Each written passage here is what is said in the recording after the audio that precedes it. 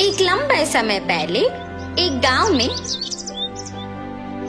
चंद्रैया और शकुंतला नामक पति पत्नी रहते थे। वो दोनों लालची स्वभाव के थे। चंद्रैया बहुत सारे भैंसों को पालते उनका दूध उस गांव वासियों को बेचता था। उस सारे गांव में सिर्फ चंद्रैया दूध बेचता था और वो दूध में बहुत सारा पानी मिलाकर बेचता था। इतना ही नहीं, वो कम से कम उन भैंसों के बच्चों को भी पीने के लिए दूध नहीं बचाता था। एक दिन जब चंद्रैया दूध लेके गांव को बेचने जाता है, चंद्रैया, तुम्हारे दूध में दिन प्रतिदिन पानी की मात्रा ज्यादा हो रहा है। तुम्हारे पास इतने भैंस होने के बावजूद तुम पानी क्यों मिला रहे हो? अगर तुम्हें पसंद है तो मुझसे दूध लो, वरना नहीं। मैं यही दूध किसी और को भी दे सकता हूँ। ऐसे गुस्से से बात करके वहाँ से चला जाता है। उस सारे गांव में सिर्फ चंद्रैया ही दूध बेचने के कारण वो जैसे भी दूध दे, सभी चुपचाप उसी से लेते थे। जहाँ वो भैंसों को रखता था, उसके बगल में एक बड़े पेड़ पर एक भूत रहती थी। हमेशा की तरह चंद्रैया सारे भैंसों के पास जाकर उनसे दूध निचोड़ के पानी मिला के सबको बेचने जाता है। हर रोज ये लालच के कारण इतना दूध निचोड़ता है कि हमारे खुद के बच्चों को पिलाने के लिए कुछ नहीं है। इतना ही नहीं, हम हर रोज देखते हैं कि वो दूध में पानी मिलाता है। हम बचपन से उसी के पास बड़े हुए हैं, इसलिए हम कुछ नहीं कर पा रहे हैं, लेकिन हमें उसे एक सबक सिखाना ही होगा। ऐसे आपस में बात करते रहते हैं।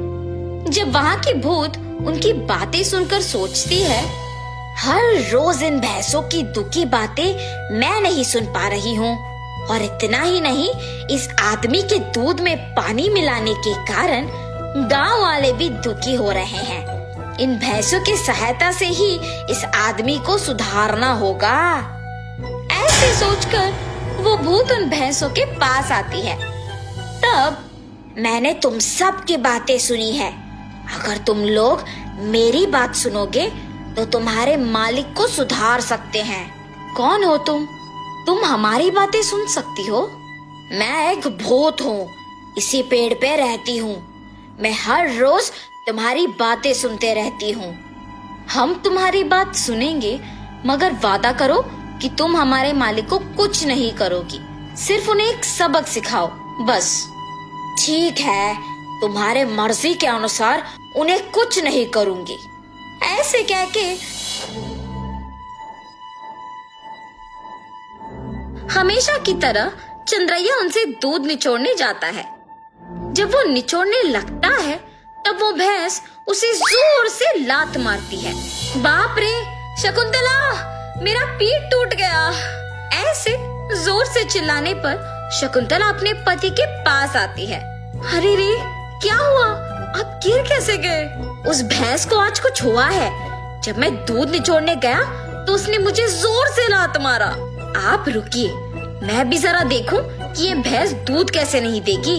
ऐसे कह के शकुंतला उस भैंस से दूध निचोड़ने की कोशिश करती है और उस भैंस ने शकुंतला को भी उसके पति के ही तरह जोर से लात मारती है।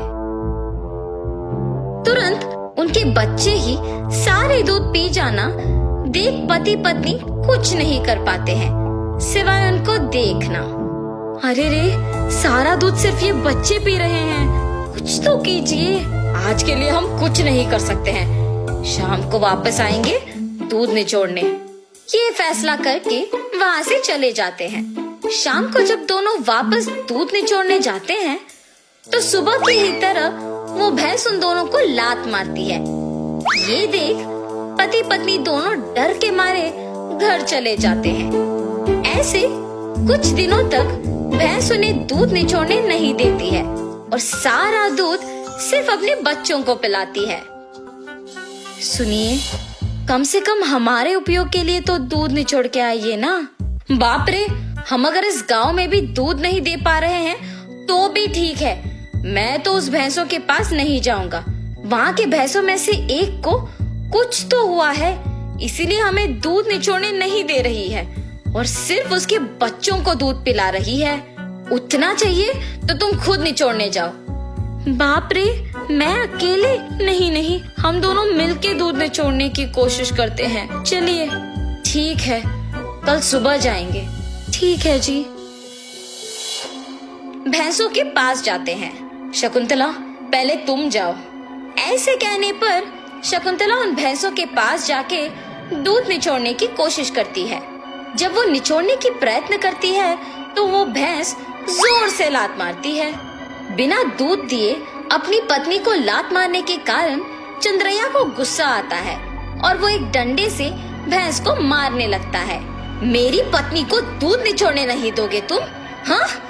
ऐसे कहते हुए जोर जोर से मारता है, मगर उस भैंस की जगह चंद्रैया खुद पिटता है और इसी कारण उस भैंस को मारना बंद कर देता है।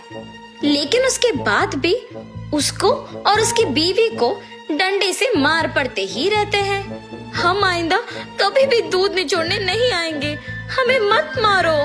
अरे हिम्मत है तो ऐसे दिखे बिना नहीं, सामने आके मारो हमें।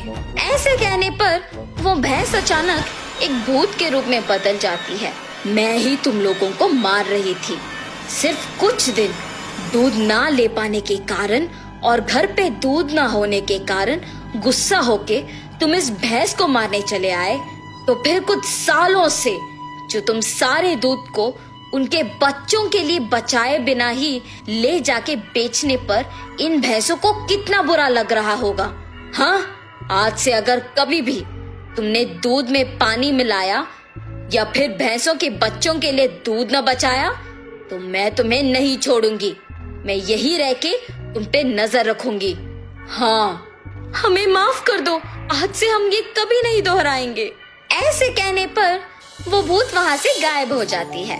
तब से उस भूत के डर से चंद्रैया और शकुंतला भैंसों के बच्चों के लिए कुछ दूध को बचा के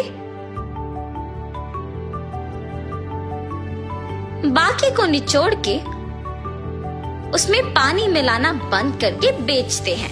भैंस भी उनके मालिक के सुधारने के पीछे उस भूत के ही हाथ रहने का सच जान के बहुत खुश होते हैं।